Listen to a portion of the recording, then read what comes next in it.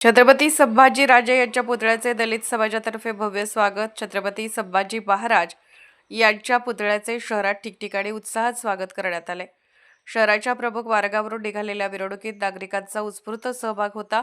मिरवणूक भाग्यरेखा चित्रमंदिर परिसरात पोहोचताच उपनगराध्यक्ष रवी राजपुते यांनी पुतळ्याचे स्वागत करून पुष्पहार अर्पण केला आणि जयघोषात बाणाचा मुजरा केला. यावेळी आंबेडकर चळवळीतील कार्यकर्त्यांनी मोठ्या प्रमाणात फटाके फोडून आणि पुष्पवृष्टी करून स्वागताला विशेष रंगत आणली.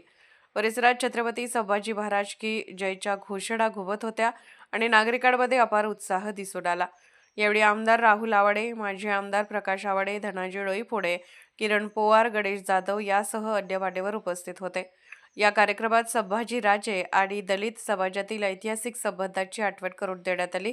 भीमा कोरेगाव परिसरातील वडुबुद्रुक येथे संभाजीराजे यांची समाधी गायकवाड या दलित समाजातील कार्यकर्त्याच्या जागेत बांधण्यात आल्याचे सांगण्यात आले. तसेच संभाजीराजे यांचे अंगरक्षक रायप्पा हे दलित समाजातून असल्याचा ऐतिहासिक संदर्भही उपस्थितीत मांडण्यात आला.